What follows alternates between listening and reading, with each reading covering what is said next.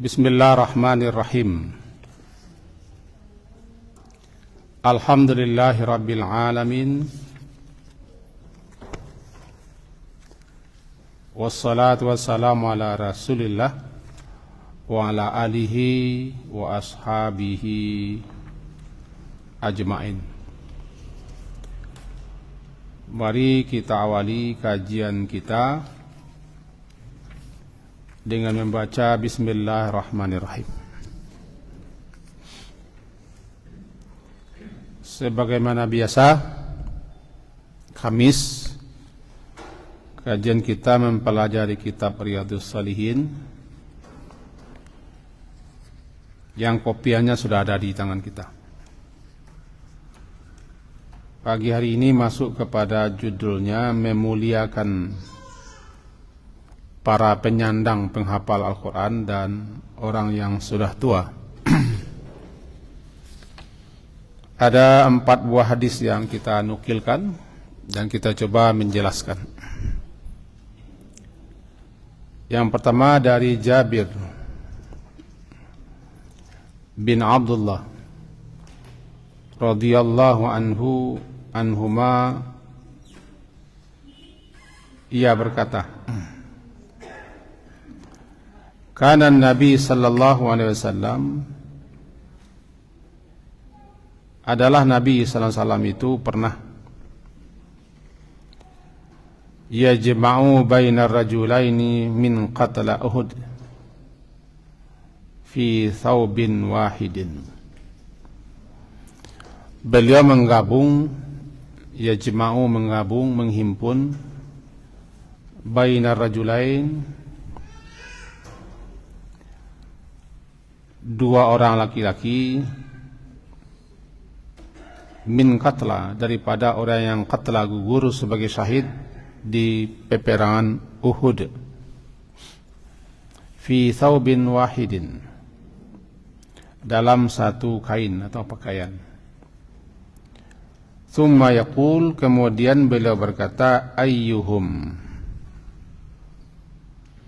siapa di antara mereka ini yang aktsar, yang lebih banyak, ahdan lil Quran, mempunyai hafalan Al-Quran. Fa idza usyira lahu ila ahadihima,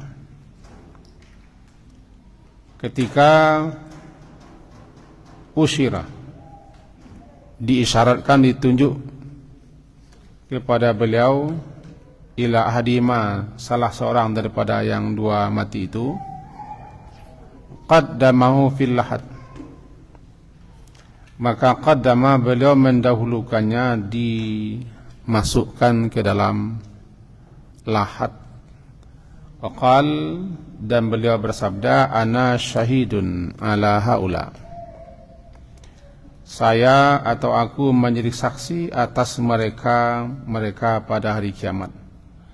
Wa amara bin dafnihim, lalu beliau menyuruh untuk menguburkan mereka, dafni, menguburkan, fi dima'in, beserta dengan darah-darah mereka, walam yugassalu, dan tidak dimandikan mereka itu, walam yusalli alaih, dan tidak disalatkan mereka itu. Hadis riwayat Imam Bukhari dan nomor 1343. Mari kita pahami ini dulu.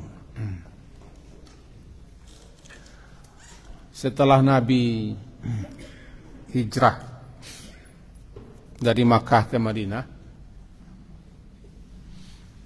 kira-kira sekitar 13 tahun beliau berada di Makkah. Lalu beliau diizinkan untuk pindah ke Madinah beserta sahabat-sahabat. Di Madinah beliau pun tidak berleha-leha, karena di Madinah itu ada Yahudi, ada orang-orang munafik, kafir, tapi mengaku beriman. Di samping orang-orang Quraisy Makkah juga tidak senang, terus merongrong berupaya untuk bagaimana supaya Nabi dengan para sahabat-sahabatnya binasa. Maka terjadilah peperangan namanya yang pertama Perang Badar Al-Kubra di bulan Ramadan. Jumlah tentara kaum muslimin ketika itu gabungan daripada anak-anak, remaja, orang tua, perempuan, laki-laki 313 melawan 1.000 orang pasukan yang sudah terbiasa berperang, laki-laki semua. Atas pertolongan Allah, karena pertolongan itu memang datang daripada Allah, kita hanya berusaha. Maka ketika perang Badar itu kaum muslimin memperoleh kemenangan. Tetapi orang-orang kafir Makkah tidak bersenang hati. Mereka bertekad untuk membalas kekalahannya dan bersumpah untuk itu. Nah, di tahun ketiga, setahun setelah peperangan pertama terjadi, maka terjadi pula lah peperangan kedua setelah 3 tahun Nabi di Madinah di Uhud. Nah, barangkali kita yang sudah ke sana, baik umrah ataupun haji, Uhud jaraknya sekitar daripada Masjid Nabi kira-kira 8 atau 9 kiloan lah. Karena saya juga belum pernah mengukur, kira-kira lah. Jamaah umrah, jamaah haji dibawa ke sana. Cuman tidak semua jamaah pula tahu mengapa ke sana. Sehingga banyak yang hanya jalan-jalan putar-putar, beli-beli aksesoris dan foto-foto. Sebenarnya ada penjelasan di dekat pekuburan para syuhada itu, ada orang yang menjelaskan apa sebenarnya yang terjadi di Uhud. Dan bukit yang didaki-daki orang itu anak bukit, tempat lokasi di mana para pemanah berada di situ. Yang Uhud itu betul yang merah-merah tuh, yang panjang merah, terkenal dengan perang Uhud karena lokasi peperangan di situ. Sewaktu terjadi peperangan Uhud, mula-mula kaum muslimin dapat menguasai peperangan, bahkan sudah menang. Cuman qadarullahnya, lantaran ketidaktaatan beberapa orang kepada perintah Nabi, ditinggalkannya bukit yang ditugaskan untuk memanah yang sekarang didaki-daki oleh orang yang umrah itu. Karena bukit sudah kosong, di bawah itu dulu jauh ke bawah, kaum muslimin semuanya di situ memungut, mengambil, mengamasi barang-barang berharga yang ditinggalkan oleh kafir. Lalu panglima perang daripada orang-orang Quraisy namanya Khalid bin Walid sebelum masuk Islam, dengan jeli berputar ke belakang dapat menguasai bukit. Nah, Nabi yang berada di bawah dengan para sahabat dilempari, dipanah, ditombak, maka berbaliklah. Semula menang, kemudian kalah.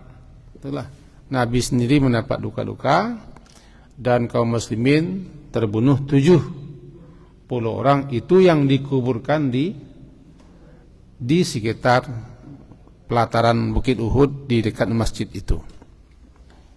Nah, namanya makam syuhada perang Uhud, termasuk paman Nabi yang namanya Hamzah yang terkenal itu, sehingga beliau digelari dengan syahidus syuhada, pemimpinnya orang-orang yang mati syahid di surga. Kekalahan 70 orang dalam peperang itu karena keterbatasan tempat dan kain, dan karena banyak yang mati, maka Nabi lalu menghimpun 2 orang dalam satu kain kapan. 2 orang dalam satu kain kapan, itu pun kain susah, karena ada juga yang mati tidak ada kain penutup, maka ditutup kakinya dengan daun-daun kering lalu dikubur. Nah, di sini disebutkan yajma'u bainar rajulaini. Yajma'u beliau menghimpun, menggabung antara dua orang laki-laki min qatla yang terbunuh mati di perang Uhud dalam satu kain kapan. Nah, kita ambil pelajaran di sini. Pertama, kalau keadaan yang tidak memungkinkan untuk menguburkan orang satu-satu karena saking banyaknya yang wafat, yang meninggal, maka boleh namanya dikubur massal. Andai terjadi Gunung Merapi melantong meletui, andai. Kita berharap dan bermohon tidak. Andai kan mati bergelimpahan mayat kesusahan menguburkannya, boleh dikubur secara massal. Itu contohnya begitu. Nah, ketika yang di perang Uhud itu kan mati 70 orang, kain pun tidak berapa. Lalu Nabi menghimpun dua orang dalam satu kain. Namanya yajma', menghimpun. Ar-rajulaini, dua orang dalam fi thawbin wahidin, satu pakaian. Lalu summa yaqul, kemudian beliau bersabda, ayyuhum, siapa daripada mereka ini yang aksar, lebih banyak menguasai Al-Quran. Ahdan lil Quran itu menguasai atau menghafal atau membaca. Lalu ditunjukkan orang kepada beliau bahwa salah seorang yang wafat, yang dihimpun dalam sebuah kain kapan itu, tunjuk itu yang beliau dulu kan masuk lahat. Misalnya banyak yang mati, nah, mana yang akan didulukan masuk lahat? Dikubur misalnya 10 orang, atau bahkan ada yang lebih. Ketika kematian banyak itu, mana yang akan didulukan? Diutamakan yang lebih menguasai Al-Quran. Itu kemuliaan, itu ketinggian, itu keistimewaan dan keutamaan orang yang menguasai Al-Quran, bukan hanya menghafal. Orang yang hamalatul Quran, orang yang membawa Al-Quran dalam hatinya, dalam benaknya, dalam perbuatannya. Dia menguasai Al-Quran, bukan hanya hafal, juga paham. Bahkan tingkah lakunya juga Quran, namanya hamalatul Quran.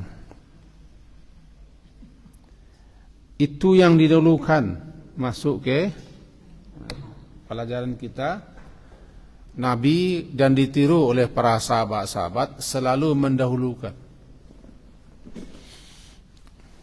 orang-orang yang lebih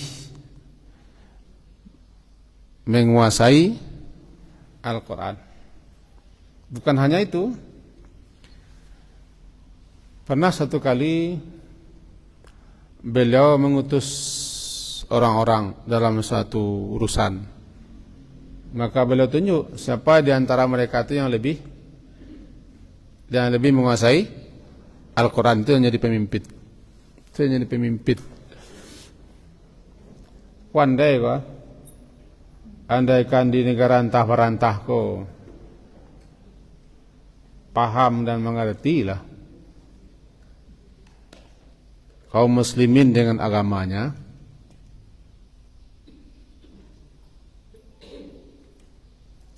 kuat pegangannya kepada agamanya, mantap keyakinannya, dia akan tiru, akan contoh, akan ikuti Rasulullah yang mengutamakan, mendahulukan, mengistimewakan para orang-orang yang lebih dekat kepada Al-Quran. Kan itu pedoman.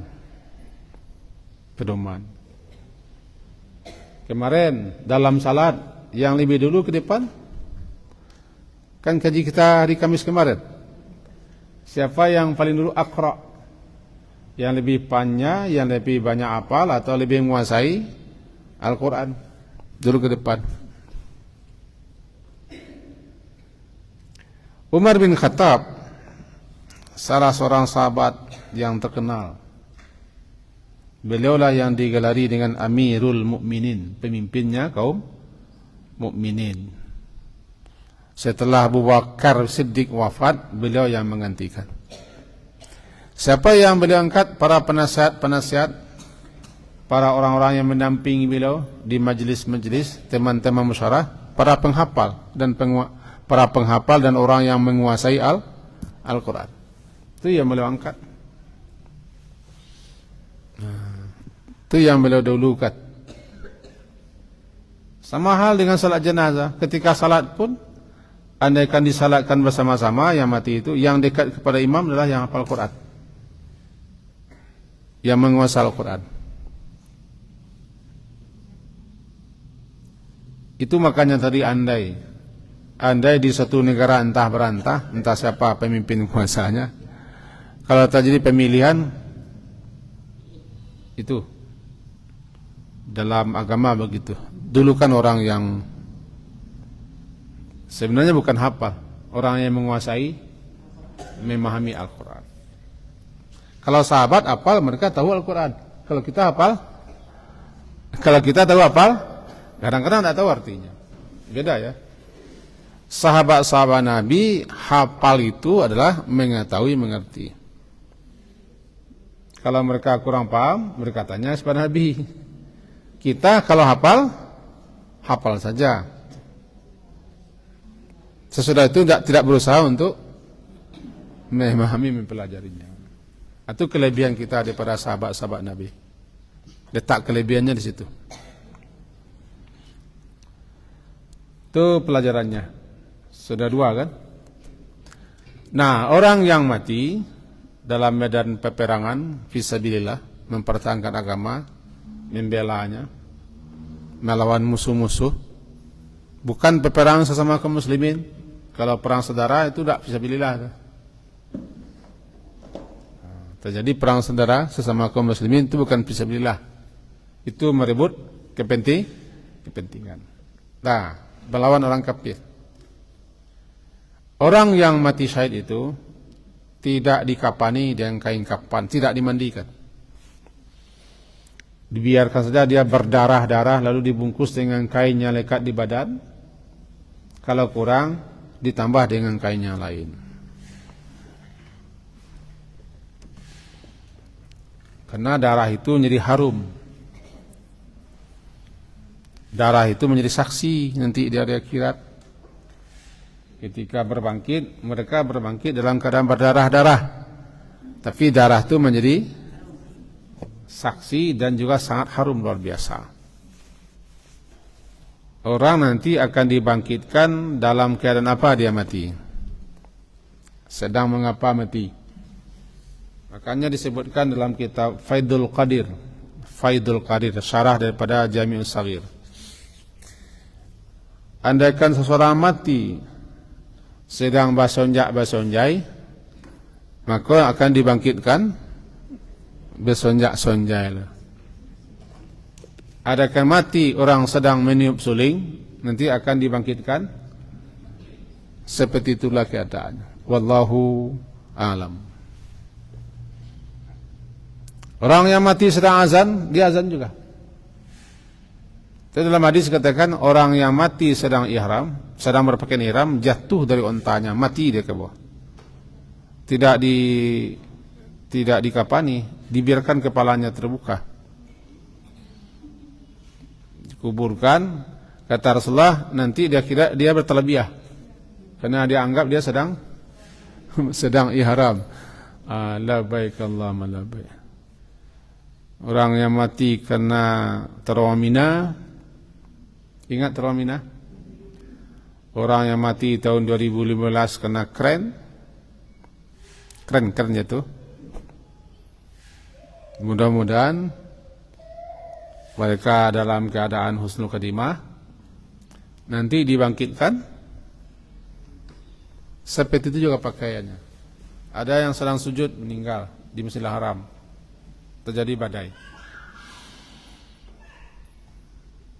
Begitu seterusnya. Ada guru-guru kita, ustaz-ustaz kita yang mati, sedang salat, sedang mengaji, sedang baca Quran, sedang ceramah. Maka begitu juga terusnya.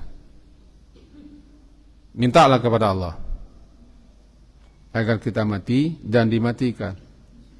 Kita sedang berbuat ketaatan, berbuat amal ibadah, sedang melakukan amal saleh. Ahsin aqibatana fil umuri kulliha. Ya Allah, baikkanlah akhir kesudahan perkara kami semuanya. Itu minta. Atau yang populer apa? Allahumma khtim a'malana bi husnil khatimah wala takhtim alaina bisu'il khatimah. Itu yang populer. Atau yang lainnya, Allahumma inni as'aluka apa? Allah baj'al khaira umri akhirah. Ya Allah, jadikanlah sebaik-baik umurku yang akhirnya. Wa khaira amali, sebaik-baik amalku khawatimah, penutupnya. Wa khaira ayami, sebaik-baik hariku, hari berjumpa bersua denganmu. Itu doa. Doa. Mudah-mudahan kita semuanya mati sedang sujud dalam salat. Sujudlah. Mati. Kan? Nah, orang yang mati syahid itu dengan darah-darahnya dia dihidupkan. Nah, suatu kebanggaan nanti di akhirat. Salah seorang khalifah, dua orang yang mati dibunuh. Pertama Umar bin Khattab. Bila jadi imam salat subuh, ditikam. Sedang salat ditikam, berdarah-darah. Kemudian beliau pegang rusuk beliau tarik orang di belakang untuk menggantikan jadi imam. Yang menikam beliau kan Ibnu Muljam, pegang perut. Itu yang membawa kematiannya. Utsman bin Affan yang terkenal itu, beliau mati sedang membaca Quran. Doa beliau dikabulkan Allah. Masuk pemberontak. Lalu beliau biarkan saja. Maka ditusuk punggung beliau sedang membaca Al-Quran. Baru kira. Doa lah. Sedang mengaji tiga balik. Sedang mengaji tafsir. Mati kita. Jadi orang yang mati syahid, mati dalam peperangan melawan kafirin, niatnya ikhlas, tidak ada tujuan, motivasi, maksud keduniawian, tapi betul-betul murni untuk mencapai ridha Allah. Mati dia dalam peperangan itu kan namanya syahid. Dikatakan dia mati syahid karena kematiannya dipersaksikan oleh Allah dengan surga. Kematiannya disaksikan oleh tanah di mana darahnya bercucuran, sehingga bumi di mana dia mati itu namanya syahidah. Syahidah, si penyaksi kematian. Kematiannya disaksikan oleh malaikat-malaikat, oleh makhluk-makhluk lain. Maka jadilah dia mati syahid. Mati syahid. Itu kajiannya tadi, mereka tidak dimandikan. Tidak dimandikan. Hilang bau harumnya nanti. Dikapani, cuman dikapani dengan baju yang melekat di badan. Kalau kurang, tambah dengan kain lain. Kain itu pakai dulu. Setelah itu, jika kurang di sana sini, tambah di mana kurang dengan kainnya lain. Dulu Abu Bakar Siddiq berpesan kepada putri beliau untuk mencuci baju yang sedang beliau pakai ketika sakit. jadikan baju saya ini jadi kapan. Kata putri beliau, ini kan sudah usang wahai ayahanda, sudah usang. Jawaban beliau, orang hidup lebih pantas, lebih layak untuk memakai yang baru. Biarlah yang baru-baru, yang bagus-bagus untuk orang hidup. Saya mati membawa kain yang saya pakai ini. Nah, dipakai itu. Kurang ditambah. Itu Abu Bakar. Abu Bakar Siddiq ya. Kembali kita kepada kaji tadi. Dikapani dia dengan darah-darahnya. Kalau nanti itu ada daging-daging yang berseceran, kalau bisa dikumpul-kumpul, mana yang bisa, tulang-tulang disatukan. Bagus. Jangan diratapi. Jangan kita melakukan hal-hal yang menyebabkan kita sendiri yang berdosa. Karena dia mati mulia. Mati mulia. Syukurlah orang yang mati seperti itu. Disalatkan. Jumhurul ulama, mayoritas ulama mengatakan tidak disalatkan. Tidak disalatkan. Tidak ada guna disalatkan. Karena dosanya sudah Allah ampuni.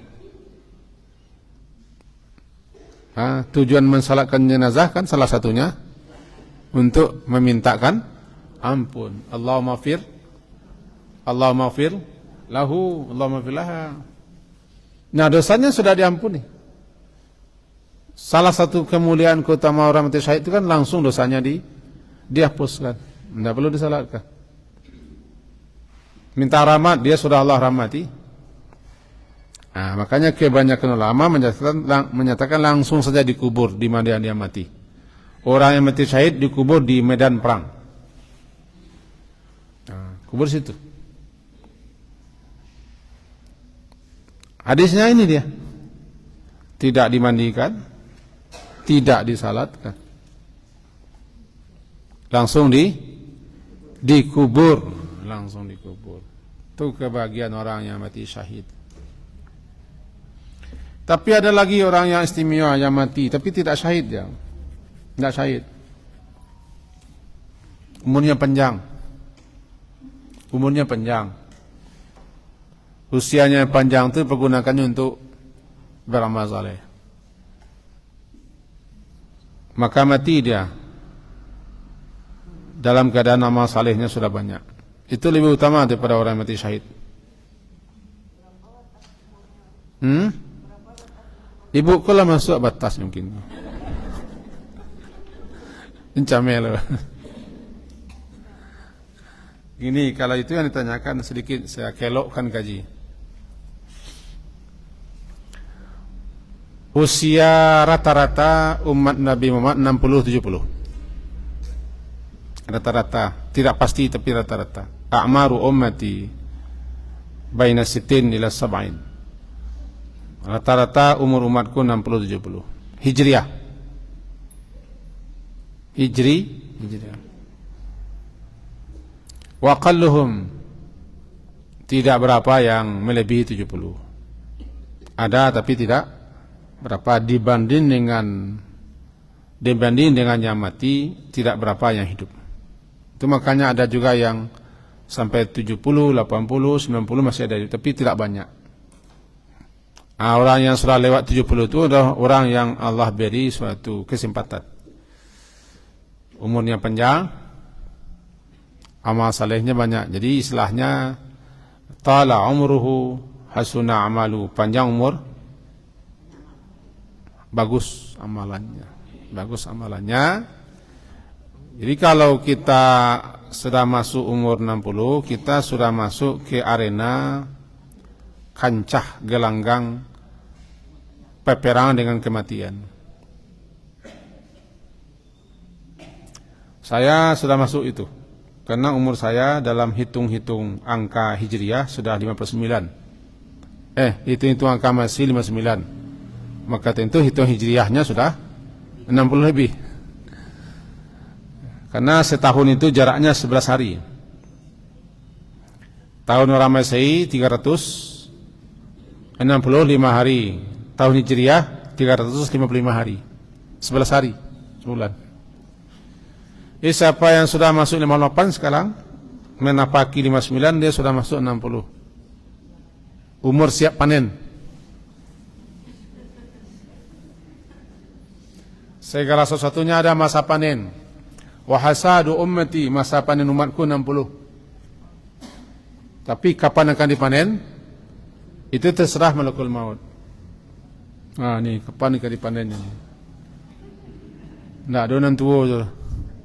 Nggak ada nentu dah. Gaya-gaya ini sedalanya. Kah bila ke dipatiak juga. Jangan-jangan namun nama ngecek kena patiak kan? Masa panen umur 60.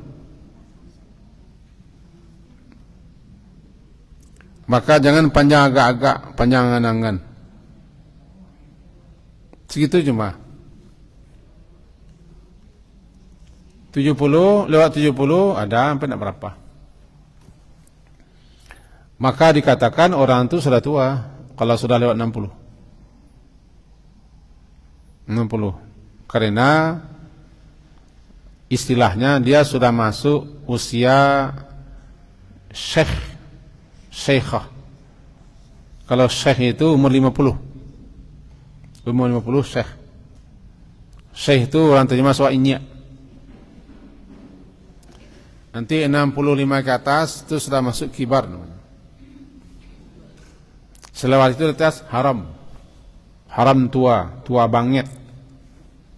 80 haram. Apa yang haram? Haramim haram. Ada orang yang sampai 80 ada. Nah, tapi yang kita minta jangan sampai 80, 90 sampai kita nanti pikun, itu yang minta. Panjangkan usia tapi jangan pikun.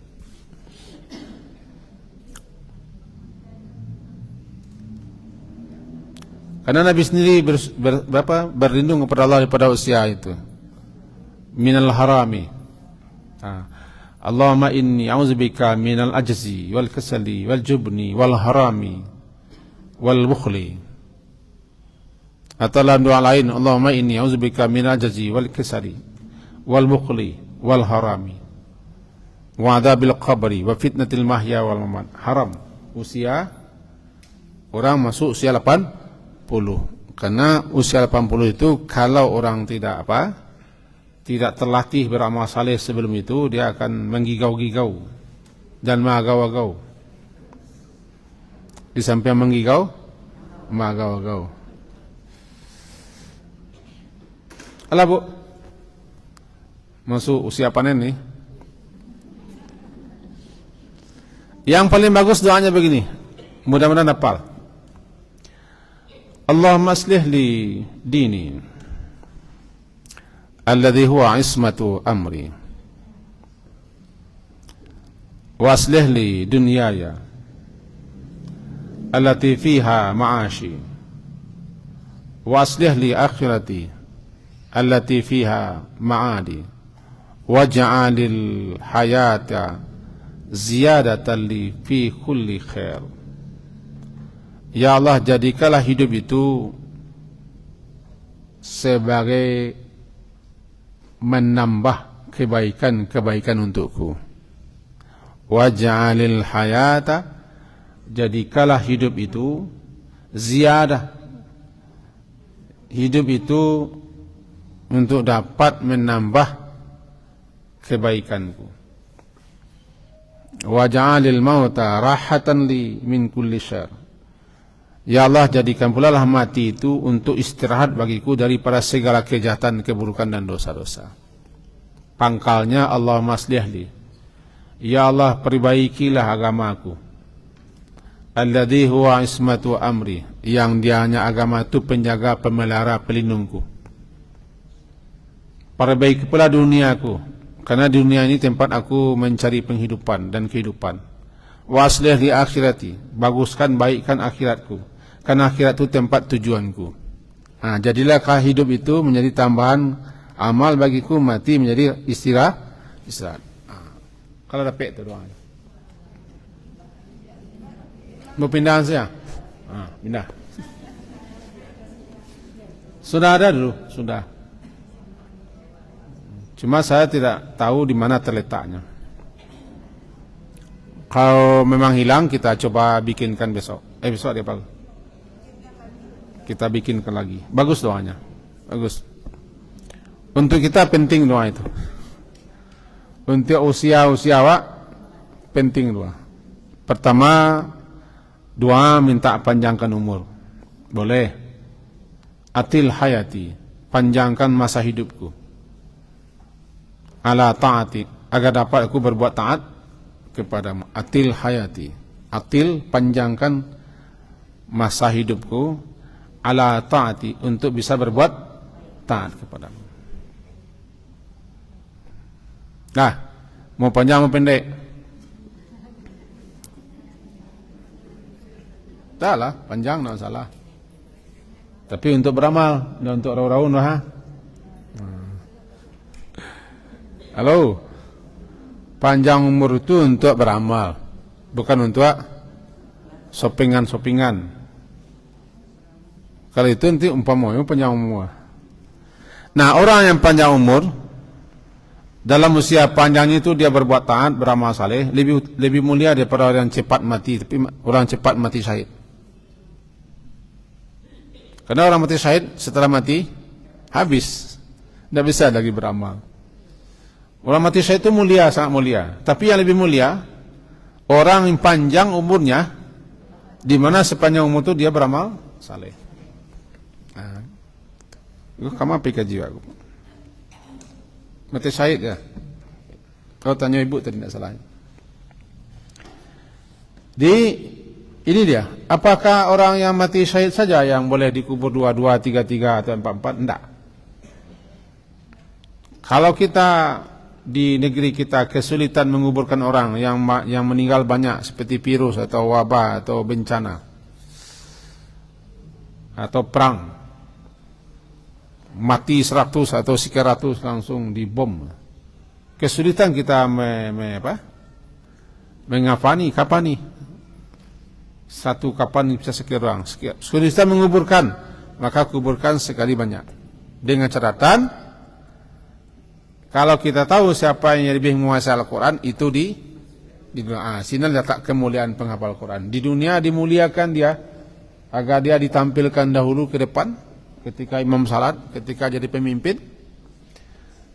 Ketika mati pun didahulukan dia masuk lahat. Ketika berbangkit, ketika dikhirat juga lagi didahulukan. Nih, pendapat saya, kalau kita punya cucu, punya anak, hafal Quran, suruh meningkatkannya menjadi memahami Al-Quran. Karena Quran itu bukan barang hafalan, tapi barang amalan. Tujuan Al-Quran diturunkan bukan untuk dihafal, tapi untuk diamalkan. Tetapi hafallah supaya kita bisa mengamalkan. Hafallah supaya kita bisa mengamalkan. Jangan hanya terbatas menghafal, apalagi salah niat untuk menghafal. Niat untuk bisa diterima jadi perguruan tinggi, itu salah motivasi. Berkali-kali kita sampaikan di pondok pesantren Nabi Center pun kita sampaikan, jangan motivasi anak-anak menghafal Quran karena bisa diterima perguruan tinggi. Salah motivasi, salah niat, jangan-jangan mati seperti itu, mati kita yang tak diterima kita oleh Allah. Kan orang yang pertama-tama kali dihisab salah satunya orang yang qari, tapi tujuannya keduniawian.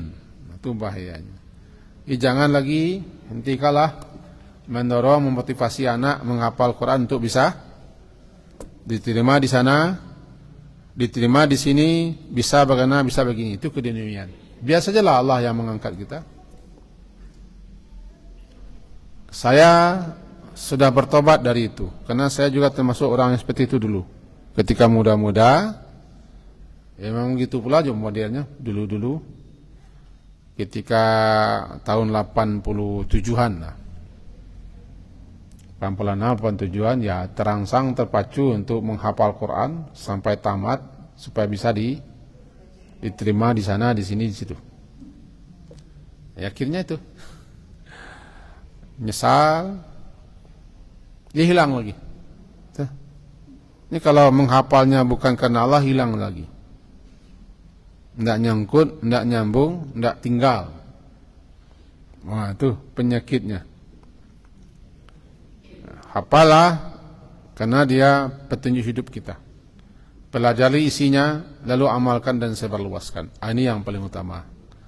Orang ini yang mendapat kedudukan, keistimewaan, keutamaan di sisi Allah Subhanahu wa Ta'ala. Itu hadis yang pertama. Hadis yang kedua nih. Dari Abi Musa Al-Asy'ari radhiyallahu anhu, ia berkata, Rasulullah sallallahu alaihi wasallam bersabda, "Inna min ijlalillahi ikrama disyaibah al-muslimi wa hamilil Qur'an ghairil ghali fihi wal jafi anhu wa ikrama dis-sultan al-muqsit." Sabda Rasulullah sesuai hadis ini, hadis Abu Daud 4843, termasuk daripada ijlal, keluhuran, keagungan Allah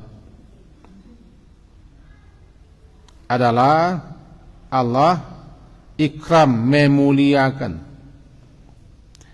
memuliakan orang yang sudah beruban, zis syaibah, uban. Orang muslim yang beruban Allah muliakan dengan satu, tumbuh cahaya. Uban itu cahaya nanti di akhirat. Yang kedua, dicatat satu kebaikan, dihapus satu dosa, dinaikkan derajat. 4. Untuk itu jangan cabut uban. Yang biasa mencabut uban itu saya, laki-laki. Karena kepala kami terbuka. Ibu-ibu kan tertutup, untuk apa dicabut-cabut? Mencabut itu kan makruh hukumnya.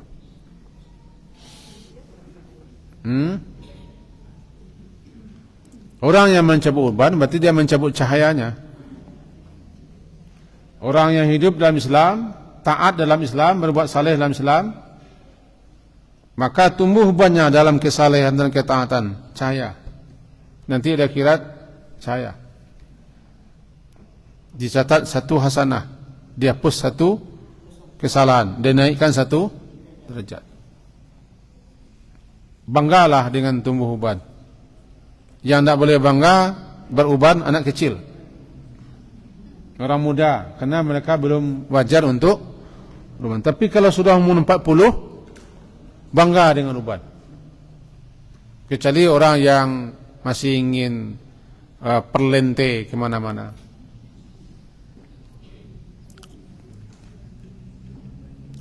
Umur 40 itu sudah normal dan wajar untuk beruban. Kadang orang tertipu karena gennya adalah keturunan gen-gen yang memang rambutnya jarang yang uban. Kadang-kadang faktor gen tuh. Sampai tua tidak tumbuh uban. Gen. Kadang-kadang orang yang tidak tumbuh uban itu tertipu. Merasa ujub, merasa masih muda, kadang-kadang sering agak menghina orang yang punya uban. Sering menghina kadang-kadang. Putih apa sinan hanya memanggan buahnya. Jangan itu. Banggalah kita dapat cahaya. Nah, di antara kemuliaan Allah, keagungan Allah, keluhuran Allah, Allah memberikan kemuliaan kepada Zisyaibah, orang yang tumbuh, orang muslim yang tumbuh banyak Allah muliakan.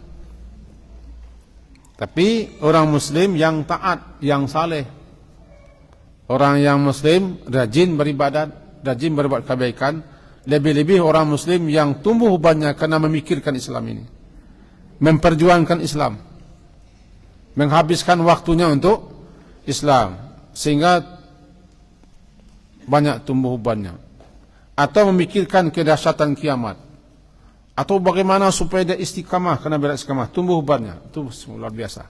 Nabi sendiri kan tumbuh uban. Kata Abu Bakar, ya Rasulullah, uban kau sudah banyak sekarang. Iya. Ya, bangku sudah banyak sekarang. Karena beliau memikirkan umat beliau atau merindukan isi Al-Quran. Kata beliau, ubanku tumbuh lantaran membaca surat-surat ini. Salah satu surat Kewirat, tumbuh uban. Nah, Allah memuliakan, ikram. Min ijlalillahi, termasuk kebesaran, keluhuran Allah. Allah itu ikram, memuliakan zisyaibah al-muslimi.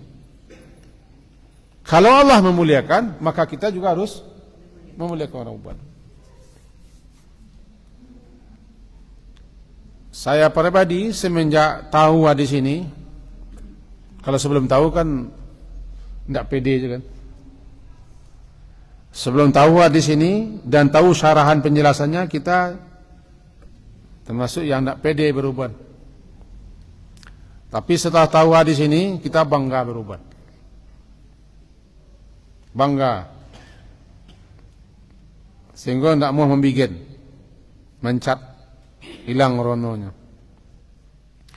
Uban itu namanya nazir, pemberi peringatan. Maka ja'akum nadir, telah datang kepada kamu uban sebagai pemberi peringatan bahwa kamu sudah hampir masak. Halo, sudah hampir masak. Tiba di pisang, kuniangnya lah hampir-hampir menyeluruh. Tiba di lado, hitam kemerah-merah lado. Wah, tidak ada warari lagi.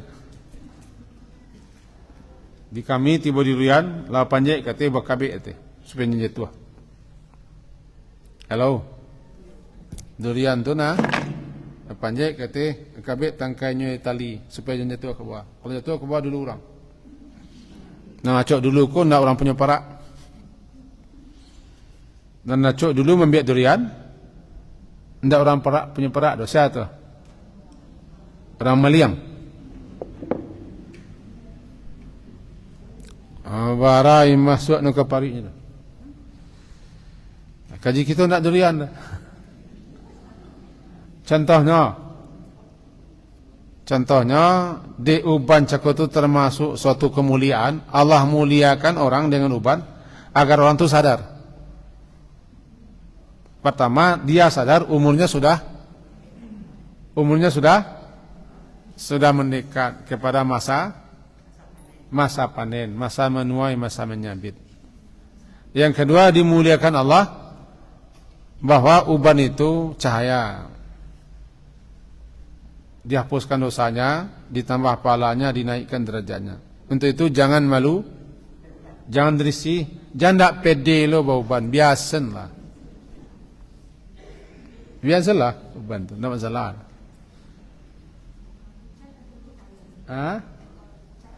Ya, kalau dicat sama ya menutup lampu.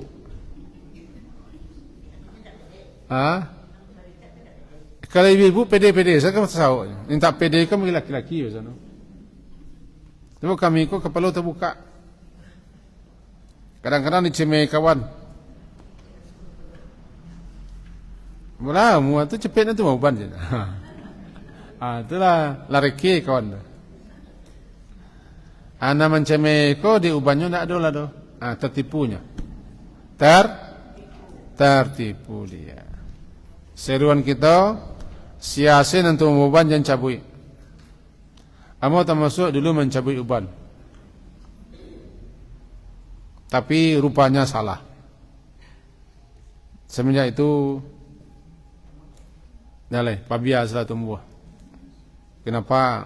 Cahaya, nur. Nah, Allah memuliakan. Nah, Allah ikram. Nampak ikram? Inna min ijlalillahi ikrama disyaibah al-muslim. Satu. Untuk itu Allah telah memuliakan mereka, muliakan awak. Jangan dicemeh, jangan dicecek. jangan dianggap, wih, tua nang ku ini mah, uban saya banyak, jangan. Allah sen kau miang. Sen, miang. Allah miang memuliakan orang yang beruban. Uban itu Allah yang mengizinkan tumbuh. Dimuliakan, kita mencaci, kita mencela, kita meremehkan, kita menganggap orang-orang yang tumbuh uban kok tua kok bangalah. Janganlah. Itu seruan kita panggil, kita ajak. Kami laki-laki janganlah sampai mencaci, mencela, mengolok-olok, mejek, memandang orang kok capek tua kalau uban. Jangan. Syukur salah waklum uban leh. Sehingga merasa lamonyo. Ketertipuan orang yang nak tumbuh uban walaupun umur 60 tertipunya merasa masih muda, lamo lah. Dan Allah juga memuliakan hamilil Quran gairil ghalifi. Hamil itu membawa. Hamil, ibu-ibu kan namanya hamil karena membawa sesuatu di perut. Hamil, membawa. Nah, di dalam istilah hamilul Quran itu adalah orang penghafal Quran dan orang yang memahami Al-Quran. Itu hamilul Quran, hamilatul Quran, hamil Quran. Ada awak bernama Hafiz. Ya, Hafiz. Rupanya setelah kita pelajari, Hafiz itu hanyalah populer di Indonesia. Karena dalam keilmuan Islam, Hafiz itu untuk penghafal hadis yang lebih 100.000. Apa hadis lengkap dengan sanad-sanadnya sampai ke Rasulullah, nah sampai ke Rasulullah. Apa 100.000 hadis? Hafiz namanya. Salah satunya Al-Hafiz Ibnu Hajar yang mensyarahkan Sahih Bukhari. Banyak Al-Hafiz 100.000 hadis. Nah, bis.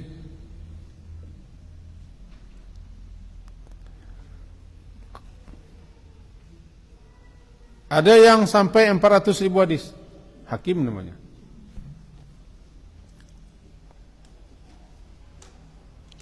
Imam Ahmad Hambali 1 juta. Ahmad bin Hambal itu 1 juta hadis. Hafal. Batu. Yang dibukukan 30.000 bernama Musnad Imam Ahmad. Jawa populer Hafiz itu untuk penghafal Quran. Penghafal Quran biasanya populer bukan Hafiz tapi hamilul Quran. Nah, orang yang menyerang Quran untuk menghafal, membawanya, mempelajarinya, hamilatul Quran. Nah, siko hamil Quran. Allah memuliakan hamilil Quran, orang yang menyandang membawa Al-Quran, bukan membawa kecium kenyak, betul? Kok membawa namanya? Hamil itu Quran itu sudah menjadi apa ya? Di samping dihafal, dibaca, dipelajari itu.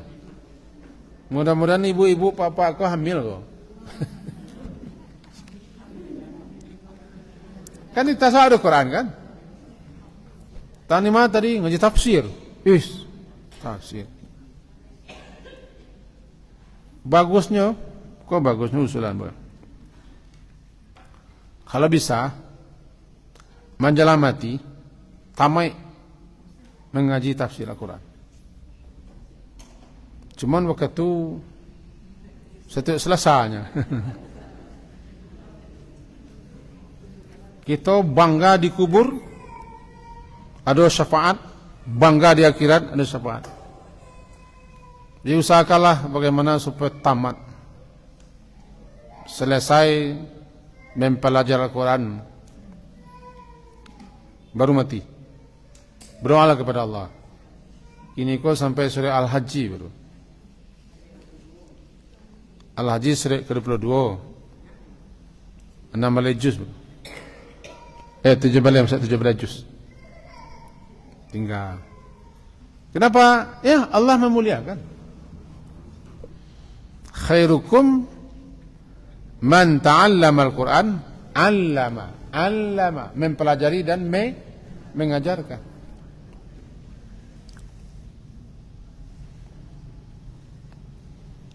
Kalau kita balik ke hadis itu, ikrami hamil Al-Quran. Allah juga memuliakan para penyandang Al-Quran. Bukan penghafal saja, penyandang, pembawa. Aduh, bukan dia hanya menghafal, mempelajari isinya, memahaminya. Ketika orang membawa Al-Quran, kama pai bawa Quran, dibawa dalam tas, di mana duduk buka, dibaca, dipelajari. Kalau nanti ada kajian tafsir, diikutinya, itulah termasuk orang yang hamil Quran. Jadi hamil Quran di atas hafal. Di Indonesia, kalau untuk barangkali untuk memacu dan memicu semangat kita, 1 juz adalah hafiz namanya. 3 juz hafiz. Kalau kita agih ya hafiz ko 30 juz. Itu nan hafiz. 30 juz. Itu pun namanya tidak lo tepek. Namanya tepek hamil Al-Quran. Cuma nak terbiasa. Kita lagi lo nama itu beko. Kalau galak orang hamil di nama lo nak ada kami hamil aja. 2. Allah memuliakan para orang-orang yang sudah beruban. Itu satu bukti kebesaran Allah, keagungan Allah, sehingga dimuliakannya hamba-hambanya yang beruban dalam Islam. Dia memuliakan para hamilil Quran, gairil ghalibi, tanpa kalabihan name. Tahu kelabihan? Kelabihan ku itu sen. Karajo indak, selalu indak, baru kena. Tanggung jawab ditinggalkan, nafkah nak dicari. Awak gilo apa? Gilo apa Quran? Gilo Quran setari. Itu gali namanya. Ndak gali geliti, itu gali. Kita harus namanya al-wasat, pertengahan. Ndak bakal weme, ndak kurang di tengah-tengah. Biasa-biasa saja. Demi mencapai untuk supaya kita masuk hamil Quran, jangan sampai kita meninggalkan tugas, kewajiban dan tanggung jawab kita selaku hamba Allah manusia. Kalau anak-anak biasanya akan menghabiskan waktunya menghafal.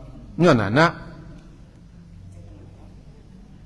kan, ada di pondok-pondok lah, dia akan menghabiskan waktunya malam untuk belajar, untuk menghafal Quran segala macam. Itu biasa. Dia belum punya tanggung jawab. Tapi kalau apa-apa, kama apa Quran, kama ngajar target semacam, sehingga sawah berbulu. Parak lah sama.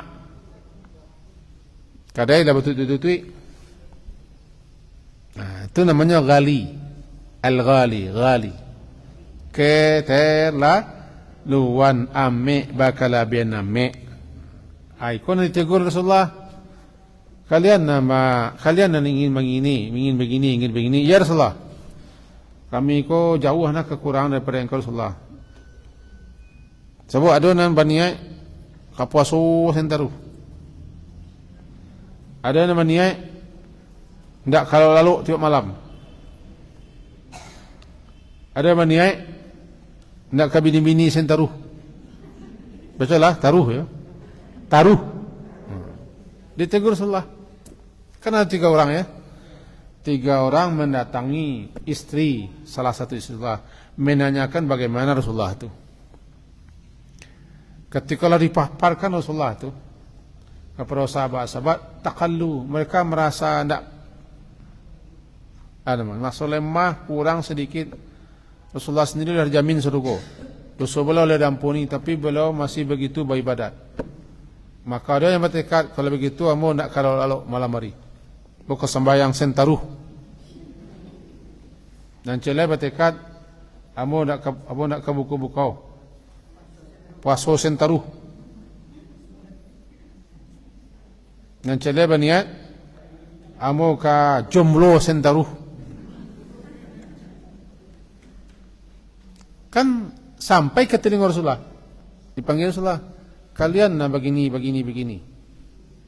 Ambo nan paling takwa di kolong langit. Saya berbuka, saya puasa. Saya salat, saya tidur. Saya mengawini orang-orang. Untuk itu biasa saja. Normal saja sampai gali, ada nang gali kelewat batas. Berkelebihan ame. Tidak boleh kita berkelebihan agama. Kamu kok pertengahan. Khairul umur awsatuha, sebaik-baik perkara. Jangan sampai kewajiban kita selaku manusia, sebab orang lain ada punya hak terhadap diri orang lain.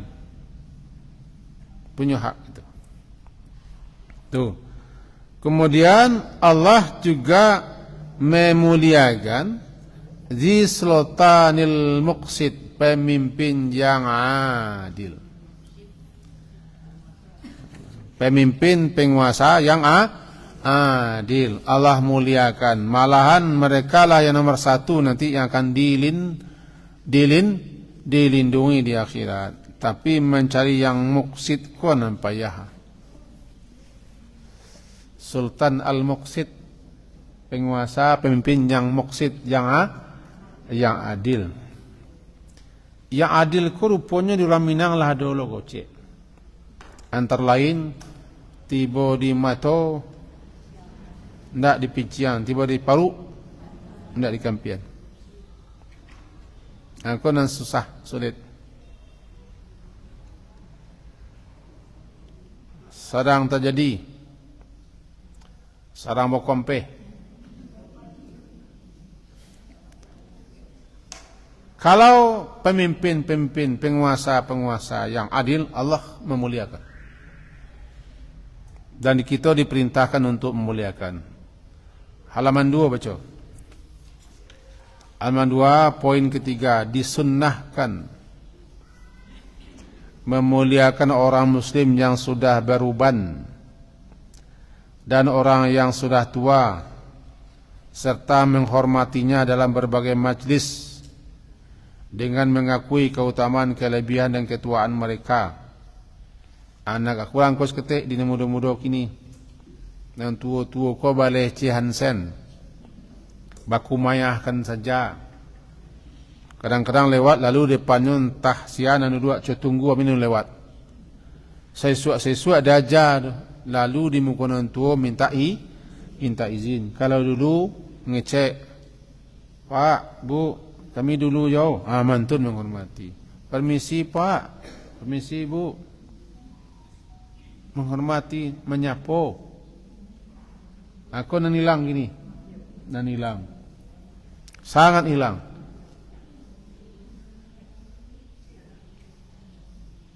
Menimbulkan balik kau perlu bersungguh-sungguh. Sebab tergantung sejauh mana orang paham dengan agamanya, sejauh mana agamanya merintahkan untuk menghormati yang tua-tua. Ikut tua-tua duduk no lalang sih. Tantu zia duduk. Baso bazi nak ada. Makan berkata namanya. Ulang lu basuh tengah leh. Sebab sini tu makan. Lah ada alasan cik, dek kelitaan. Kanlah ada alasannya kelitaan. Nanti dia kira jawab dek kelitaan tu ya Allahnya. Begitu juga menghormati para guru-guru, orang-orang alim, ulama, sehingga disebutkan oleh Al-Baghawi dalam kitab Syarh Sunan. Kitab Syarh Sunan tu ada, kalau tidak salah, karena warna malai jilid kalau tidak salah. Di jilid yang ke 3 balihnya diterangkan begini, bahwa Tawus bin Kaisan rahimahullah berkata, menghormati 4 orang termasuk sunnah. Menghormati 4 orang termasuk sunnah Nabi. Sunnah Nabi pertama menghormati para guru-guru, para alim, para ulama. Jasa mereka, pengorbanan mereka tidak bisa dihargai. Orang ulama tidak bisa. Guru-guru tidak bisa dihargai. Dalam menjadi lagu nyanyi, kita bisa pintar karena siapa? Kita bisa membaca karena siapa? Akhirnya kok kita tahu mengaji karena siapa? Tahu salat karena siapa? Tahu berwudu, tahu puasa karena siapa? Tahu adab-adab segala macam karena siapa? Karena guru. Semuanya guru. Maka diperintahkan kita memuliakan para guru, para alim. Jangankan manusia, burung, serangga, ikan-ikan. Ketika para guru melewati tempat di mana mereka berada, burung-burung, ikan-ikan, serangga-serangga dan pohon-pohon berdoa kepada Allah untuk para guru. Hadis itu. Para muallimin nas, orang yang mengajari manusia untuk yang baik. Ada ulama yang memperkecil maknanya itu orang yang mengajari tentang syariat. Ada yang memperluas, orang yang mengajari orang yang kebaikan. Jadi burung, serangga, ikan berdoa kepada Allah untuk siapa? Para guru. Itu kemuliaan guru.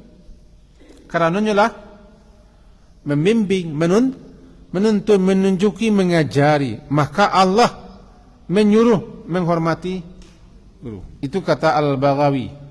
4 yang harus dimuliakan menurut sunnah. Pertama, orang alim, ulama. Alim ulama itu kan guru.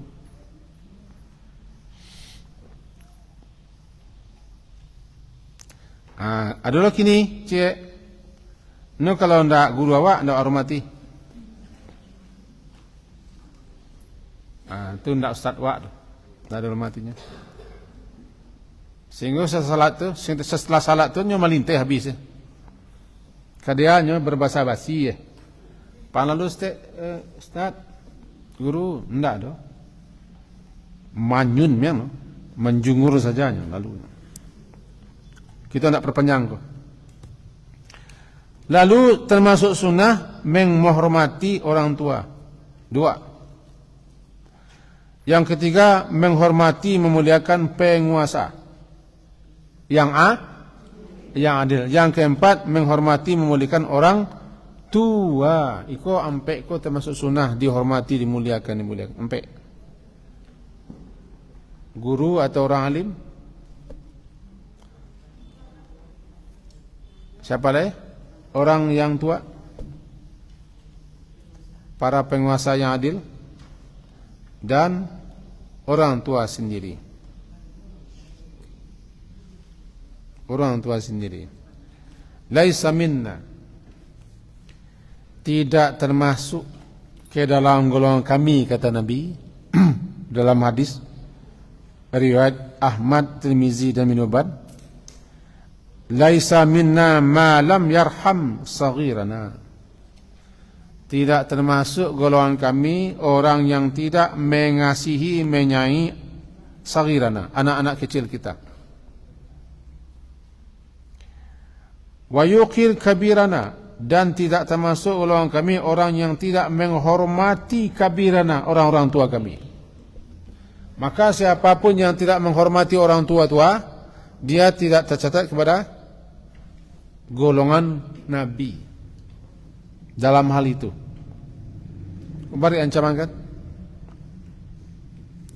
Tidak termasuk kelompok golongan kami orang yang tidak menghormati, memuliakan orang tua-tua. Perintah. Wa ya'muru bil ma'ruf wa yanha 'anil munkar. Dan juga orang yang tidak menyuruh kepada yang ma'ruf, mencegah kepada yang munkar. Wa ya'rif li'alimina ahqau, juga tidak termasuk golongan kami orang yang tidak tahu, orang yang tidak mengenal apa hak orang alim ulama yang ada pada diri mereka. Ulama punya hak terhadap umat, punya hak ulama, haknya didengarkan, haknya ditaati, haknya dimuliakan, didengarkan, kepadanya kita bertanya, itu haknya. Jadi tidak termasuk golongan kami orang yang tidak mengenal apa hak ulama. Kau jarang-jarang kain kau. Jarang-jarang kain terjadi. Orang yang betul-betul menghargai, menghormati alangkah besar jasa para ulama. Itu maka dibagi dua. Bapakmu, ayahmu ada dua. Pertama, ayah biologis. Anak ayah biologis, suami ibu awak. Secara gen kita darinya. Yang kedua, gurumu. Gurumu adalah ayahmu. Bapakmu menurunkan ke bawah, gurumu menaikkan ke atas. Tengok. Bapakmu menurunkan ke bawah ke bumi, gurumu menaikkan ke langit. Karena gurulah yang mengasih kita ilmu, ilmu Allah naikkan ke langit. Maka penting.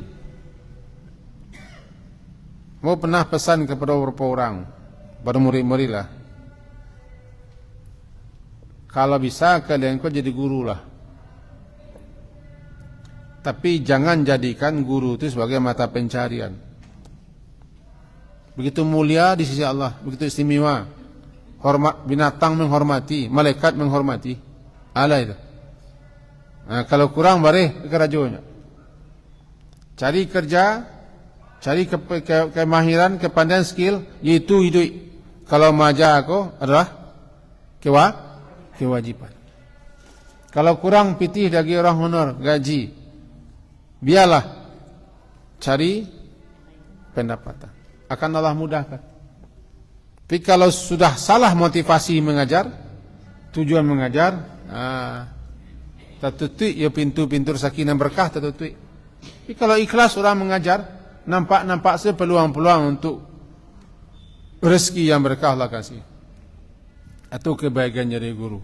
Karena guru walaupun sudah mati, dia masih hidup. Guru kalau sudah mati, dia masih hidup. Ada dua penyebab hidupnya. Pertama, ilmu yang diajarkannya hidup. Yang kedua, murid-muridnya masih hidup. Setiap murid itu mengajar, terkena adanya, kecik guru kami dulu kecik guru kami dulu betul lah ke? Kecik kami dulu Ambo sendiri acok menyebut guru ambo dulu ini. Seakan gurunya masih hidup. Seorang guru akan terus hidup. Hidup di hati umat, hidup di hati masyarakat, hidup di hati murid-murid. Ilmunya terus hidup. Sebabnya mengajarkan ilmu yang terus diamalkan. Berbahagialah orang yang menjadi guru syar'i. Guru yang mengenalkan murid-muridnya kepada Allah, kepada Quran, kepada hadis, berbahagialah orang. Karena cukup Allah saja yang akan memberi balasan. Rupanya harilah lapukua. Semoga berfaedah, berguna apa yang kita sampaikan. Mudah-mudahan kita mati dalam keadaan husnul khatimah. Tambah lama, tambah tua naknya. Ya, jangan tambah muda. Tambah lama, tambah tua, tambah lama, tambah putih uban nakno. Jangan dicolok-colok, biasalah. Itu cahaya, itu kebaikan, penghapus dosa, menaikkan derajat. Sekian, subhanakallahumma bihamdika, asyhadu an la ilaha illa anta, astaghfiruka wa atubu ilaik. Sallallahu ala Muhammadin wa ala alihi wa sahbihi jama'in. Alhamdulillah. Assalamualaikum warahmatullahi wabarakatuh.